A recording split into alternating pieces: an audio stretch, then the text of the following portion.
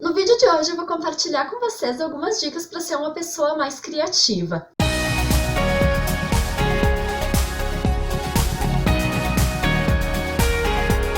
Oi gente, tudo bem com vocês? Para quem ainda não me conhece, eu sou a Kimberly, mas pode me chamar de Kim ou Kimby. Eu sou estudante de moda, quase no final do curso já, e eu também escrevo para o blog itskimby.com desde 2016 e tenho o canal aqui faz mais ou menos um ano e meio. E a ideia desse vídeo surgiu porque vez ou outra eu vejo pessoas ao meu redor comentando que não se consideram pessoas criativas ou acham que não teriam criatividade para fazer tal coisa, ou às vezes até olham os trabalhos que eu e outros alunos do curso desenvolvemos e também dizem que acham que não teriam essa criatividade para alguns trabalhos. E eu acho isso muito curioso porque, na verdade, todo mundo é criativo. Algumas pessoas só não conseguem colocar em prática ou direcionar bem essa criatividade. Porque a criatividade nada mais é do que um processo, e é um processo que acaba sendo estimulado mais em cursos artísticos, digamos assim, como design, moda, artes visuais. Não consigo lembrar nenhum de cabeça agora, mas eu sei que tem um monte. Ser criativo não está só relacionado a ter ideias mirabolantes o tempo todo ou inventar a roda da carroça, mas também pensar em soluções práticas que podem ser aplicadas no dia a dia, ou nos trabalhos da faculdade, ou no próprio ambiente profissional mesmo. O que acontece é que muitas vezes as pessoas acabam suprimindo ou reprimindo, não sei qual palavra usar melhor, enfim, a criatividade por medo da opinião alheia. Então a primeira dica que eu poderia dar para vocês é livre-se da opinião alheia. Livrem-se do olhar que o outro tem sobre vocês, porque quando a gente fica muito tempo se preocupando com aquilo que o outro vai pensar, ou o que vão achar das nossas ideias, ou o que vão achar se a gente fizer tal coisa, acaba inibindo a nossa criatividade e o nosso potencial. A segunda dica é pesquisar em diversas fontes e se manter sempre informado, e isso inclui desde ler livros, blogs, sites, artigos, revistas, enfim. E se a ideia de vocês é usar essa criatividade para algo em específico, direcionar ela para algum problema, enfim, seja um post para o blog, ou um vídeo para o canal, ou até algum trabalho da faculdade, ou um problema no trabalho que vocês pretendem solucionar, essa coleta de dados e essa busca por referências também são muito importantes. A terceira dica é uma coisa que sempre falam para nós na faculdade, que é seja disruptivo, pense fora da caixa. Ou seja, parar de fazer mais do mesmo, seguindo sempre os mesmos métodos, os mesmos processos, seguindo a mesma fórmula que outras pessoas já seguiram.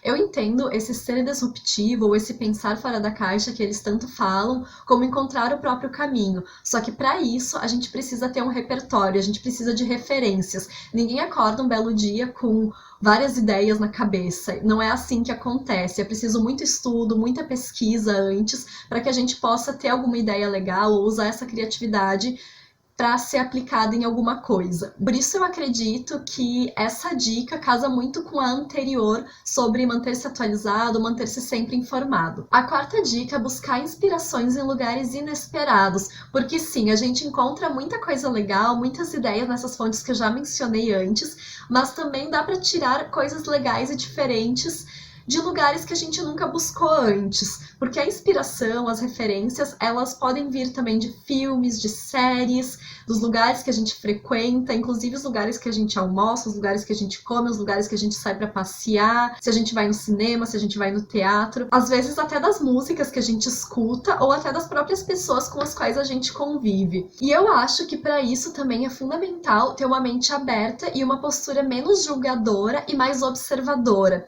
Então, livrar-se dos preconceitos que nós criamos a respeito de algo ou alguém, porque eu, particularmente, acredito que ter uma mente muito fechada, uma postura muito rígida, acaba inibindo, acaba prejudicando de alguma forma o nosso processo criativo. E essa foi a minha quinta dica para vocês, e na sexta eu posso incluir a flexibilidade e a adaptabilidade, porque a gente vive em um mundo que está constantemente mudando, constantemente se transformando. Então a ideia é que a gente possa cada vez mais se adaptar às novas demandas dele e caminhar sempre para frente, ao invés de ficar parado sempre no mesmo lugar, batendo sempre na mesma tecla, sem nunca mudar, sem nunca se arriscar, sem nunca sair da zona de conforto. A sétima dica é ter sempre um bloquinho em mãos, ou pode ser um aplicativo de notas do celular mesmo, para anotar as ideias que podem surgir aleatoriamente.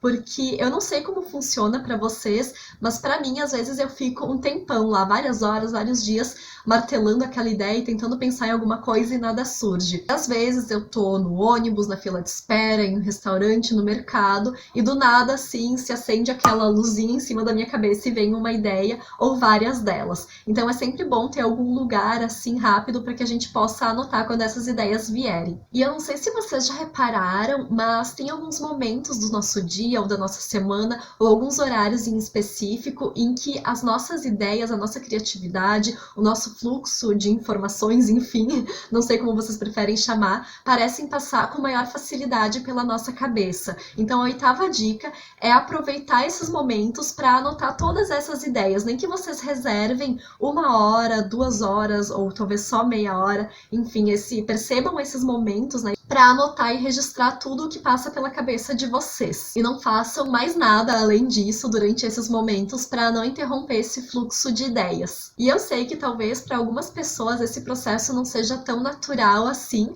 mas vocês vão ver que quanto mais pesquisarem, mais se informarem, mais lerem, mais buscarem referências, essas ideias vão vir de forma mais fácil até vocês. Não digo que com uma grande frequência, até porque cada um processa as informações e absorve elas de uma forma.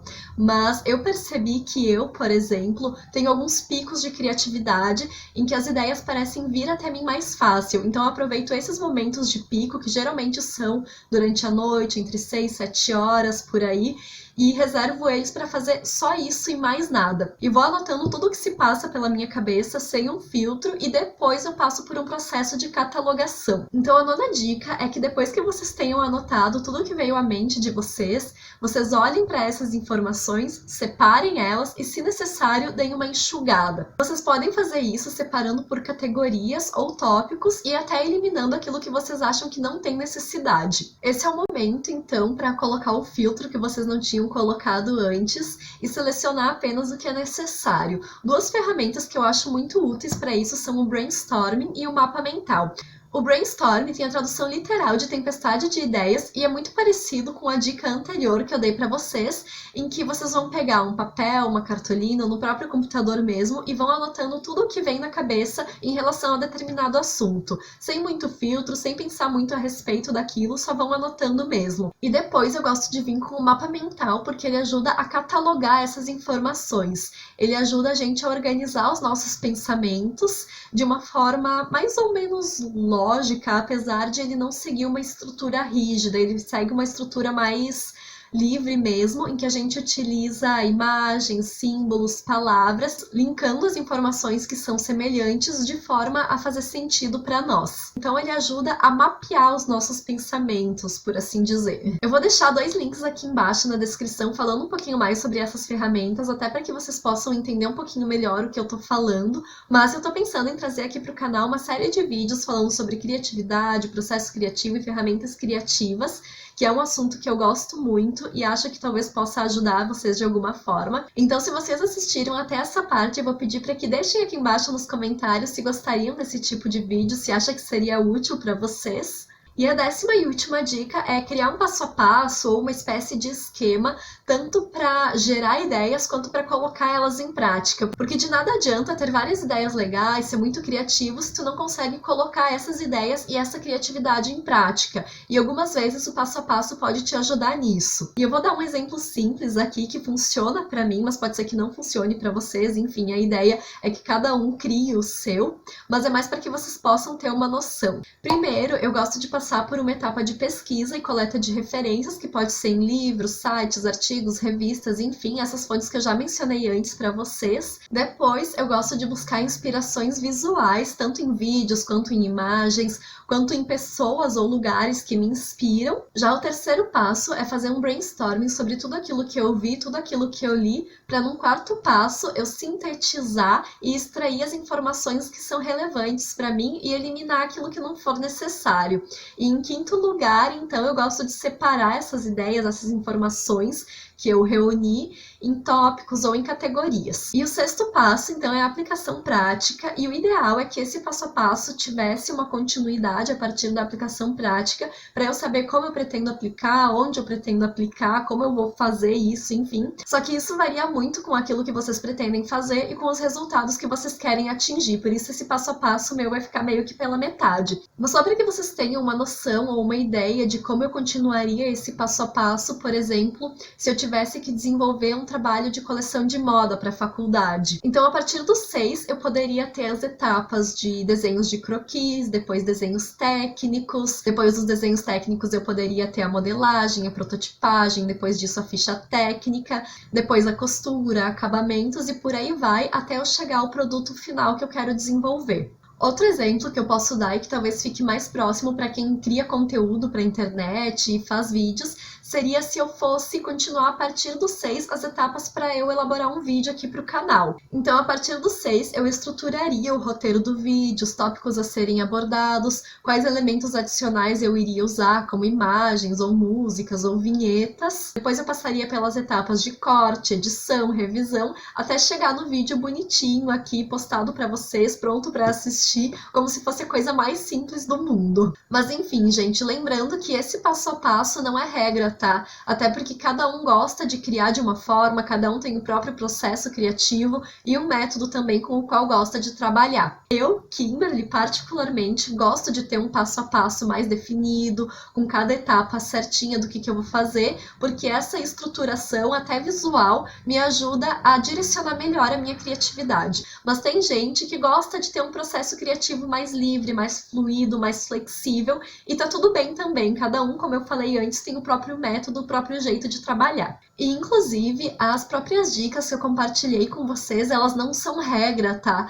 São coisas que eu fui percebendo ao longo dos meus 6 anos de curso de moda que me ajudaram e que podem ajudar vocês também, mas se vocês acharem que alguma delas não se aplica em vocês, tá tudo bem também. Porque, como eu já disse, cada um tem um jeito de absorver e processar as informações e, inclusive, gerar ideias. Mas eu espero muito que essas dicas tenham ajudado ou auxiliado vocês de alguma forma. E se vocês acham que esse vídeo foi útil, não se esqueçam de se inscrever aqui embaixo no canal, deixar o like de vocês, me contar nos comentários o que vocês acharam, porque isso é muito importante para ajudar o canal a crescer, porque assim o YouTube também vai entender que vocês gostam desse tipo de conteúdo e vai cada vez mais recomendar os meus vídeos para vocês e para outras pessoas também. E se vocês acham que esse vídeo pode ser útil também para algum amigo ou amiga, parente, enfim, compartilhem esse vídeo também com eles e até o próximo vídeo.